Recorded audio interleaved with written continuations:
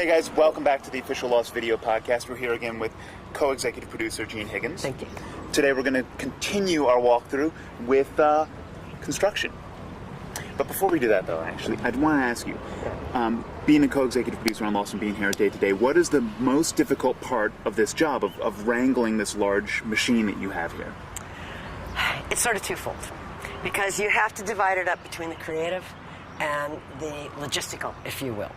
On the creative side, it is constantly pushing the envelope, making sure that Lost stays Lost, that we are different, that we're new. And there's the logistics of just how do we keep a show, which I think we're the only show, other than reality shows, that does not have a standing set. So that when we shoot, out of the 10 days of shooting, we are really on the stage, which is everything you're going to see today, for about 1 day a show. Well, I think that's a perfect transition. We're going to go over to construction and meet Mike Rowe, who's going to show us exactly how they do some of this. So this is Mike Crow, our construction coordinator. Mike is in charge of building all the sets we use on Lost, adapting all of the locations we use. A lot of times we'll go into a location and the door opens the wrong way for the way we need it to be. So Mike will take the door and rehang it so it opens on the other side. This is the old Hawaii Five-0 stage. It's actually a tin building. As you can see, it's getting a little old. It's not really good for shooting in anymore, partly because the sound in here is not real good. So we use it to store all the sets. Basically, this is what we call our scene dock. This is where 90% of all of our materials, our set walls, our components are all stored. Mike, what was this? That is part of the orchid. This was the opening for the time travel chamber where the rabbit was put in there. This is the doorway. Here we go. Here's the board. Hello, have a ticket counter.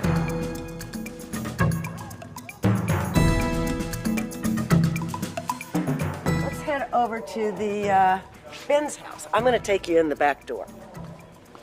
Actually, what we have is one Dharma house. This Dharma house is constantly reconfigured to be Ben's house, Jack's house, Juliet's house. Everybody who lives here lives in this house. Evening, Doc. It's modular. The theory being is that Dharma in the olden days essentially bought houses in a box. So they were all sort of cookie cutter houses, and there's very slight variations. It's difficult to find 1970s era furniture on the island. Actually, a lot of it comes from the Salvation Army.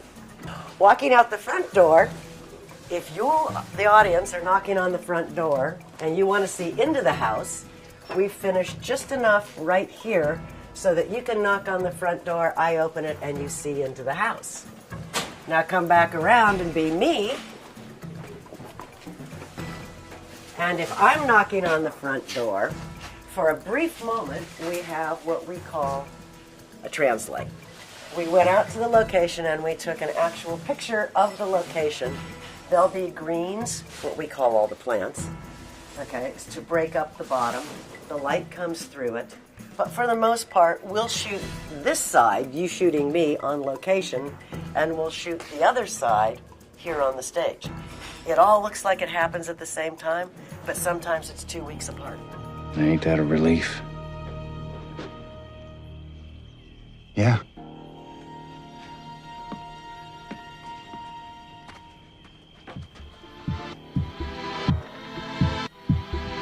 This is the security office at New Otherton. We've never established an exterior, actually, as of episode 511. We have not established an exterior. We always just catch them. We put a backing up here, we catch them coming downstairs. So as you can tell from the design, it's supposed to be underground. Come on in here. One of the joys of being able to work on the stage and with sets is that you can pull out walls. You can see from this part right here that what is missing is actually the wall of security monitors. Now, because we're never quite sure what's going to be called for in these security monitors, we do a blue screen version, and in post-production we composite in whatever it is they're looking at. So the first use of this was when we put Naveen, otherwise known as Saeed, in jail after they found him, and they thought that he was another.